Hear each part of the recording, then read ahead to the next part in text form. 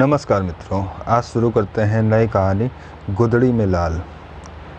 हिंदी के महान साहित्यकार जयशंकर प्रसाद द्वारा रचित इस कहानी को आज हम आपको सुनाएंगे। आशा करता हूँ आप लोगों को मेरे द्वारा सुनाई जा रही कहानियाँ पसंद आ रही होंगी। तो आइए शुरू करते हैं आज की नई कहानी। दीर्घ निश्वासों का कीड़ा स्थल, गर्म गर्म आंसुओं का फूटा हुआ पात्र, कराल काल की सारंगी, एक बुढ़िया का जीर्ण कंकाल जिसमें अभिमान के लय में करुणा की रागिनी बजा करती है। अभागिनी बुढ़िया एक भले घर की बहू बेटी थी। उसे देखकर दयालु वयोवृद्ध हे भगवान कहकर चुप हो जाते थे। दुष्ट कहते थे कि अमीरी में बड़ा सुख लूटा है। नवयुवक देशभक्त कहते थे देश दरिद्र है, खोखला है, अभागे देश में जन्म ग्रहण करने का फल भोगती है। आगामी भविष्य के उज्ज्वला में विश्वास रखकर हृदय के रक्त पर संतोष करे। जिसे देश का भगवान ही नहीं, उसे विपत्ति क्या, सुख क्या। परंतु बुढ़िया सबसे यही कहा करती थी, मैं नौकरी करूंगी, कोई मेरी नौकरी लगा दो। देता कौन है?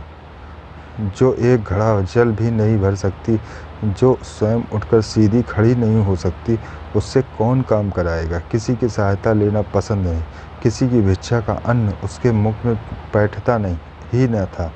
लाचार होकर बाबू रामनाथ ने उसे अपनी दुकान में रख लिया।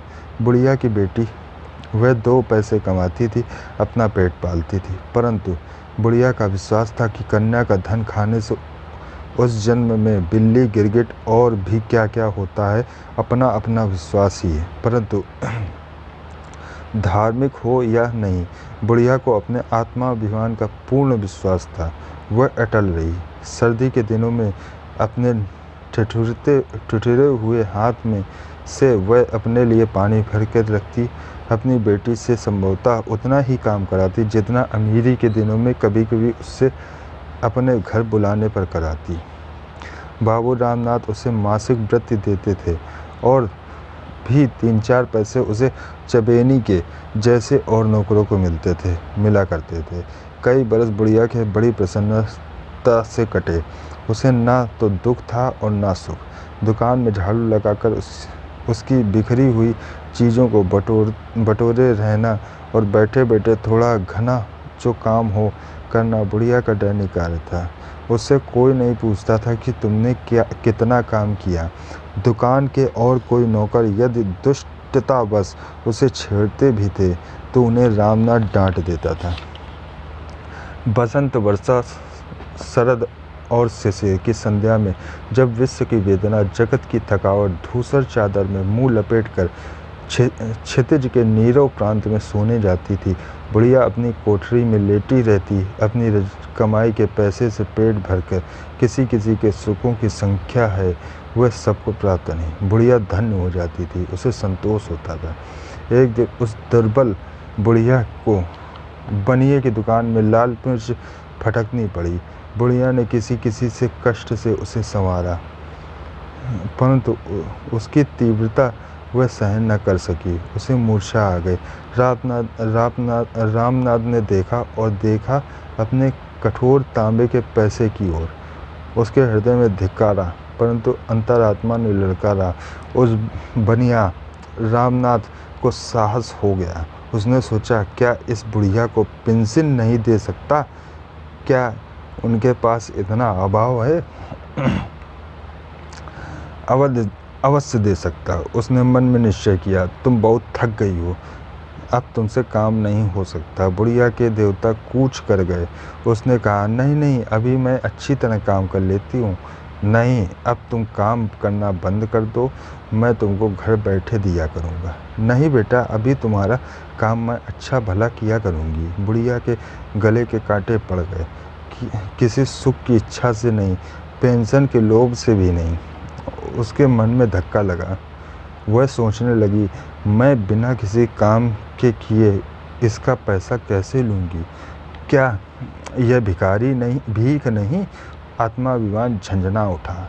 हृदय तंत्री के तार कड़े होकर चढ़ गए। रामनाथ ने मधुरता से कहा, तुम घबराओ मत, तुमको कोई कष्ट न होगा। बुढ़िया चली आई। उसकी आंखों में आंसू न थे।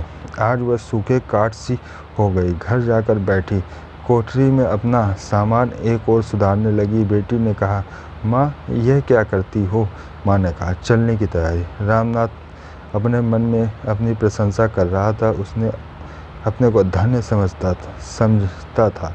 उसने समझ लिया कि आज हमने एक अच्छा काम करने का संकल्प किया, भगवान इससे अवश्य प्रसन्न होंगे। बुढ़िया अपनी कोठरी में बैठी बैठी विचारती थी, जीवन भर के संचित इस अभिमान धन को एक मुट्ठी अन्न की भिक्षा पर बेच देना होगा। असह्य, भगवान क्या मेरा इतना सुख भी नहीं देख सकते? उन्हें सुनना होगा। यह प्रार्थना करने लगी, इस अनंत ज्वालामयी सृष्टि के कर्ता, क्या तुम ही करुणानिधान हो? क्या इसी डर से तुम्हारा अस्तित्व माना जाता है? अभाव, आशा, असंतोष, अंतर्नाद के आश्चर्य, क्या तुम ही देवनाथ हो? तुम्ही ने वेदना का विषय जाल फैलाया है। तुम्ही ने निष्ठुर दुखों के सहने के लिए मानव हृदय सा कोमल पदार्थ चुना है और उसे विचारने के लिए, स्मरण करने के लिए दिया है। अनुभवशील मस्तिष्क, कैसी कठोर कल्पना है निष्ठुर! तुम्हारी कठोर करुणा की जय हो। मैं चिर पराजित हूँ। सहसा बुढ़िया के सीर्ण पर कांति आ गई। उसने देखा एक स्वर्गीय ज्योति से उसे बुला रही है। वह हंसी, फिर शिथिल होकर लेट गई। रामनाथ ने दूसरे ही दिन सुना कि बुढ़िया चली गई। वेदना क्लेशहीन अक्षय लोक ने उसे स्थान मिल गया। उस महीने की पेंशन ने उसका दाह कर्म करा दिया। फिर एक दीर्घ निश्वास छोड़कर बोला, अमीरी की बाढ़ में न जाने कितनी वस्तु कहाँ से आकर एकत्र हो जाती है। बहुतों के पास उस बाढ़ के घट जाने पर केवल कुर्सी, कोच और टूटे गहने रह जाते हैं, परंतु बुढ़िया के पास रह गया सच्चा अभिमान, गुदड़ी का लाल। आशा करता हूँ आप सभी को ये कहानी पसंद आई होगी। गुदड़ी का लाल।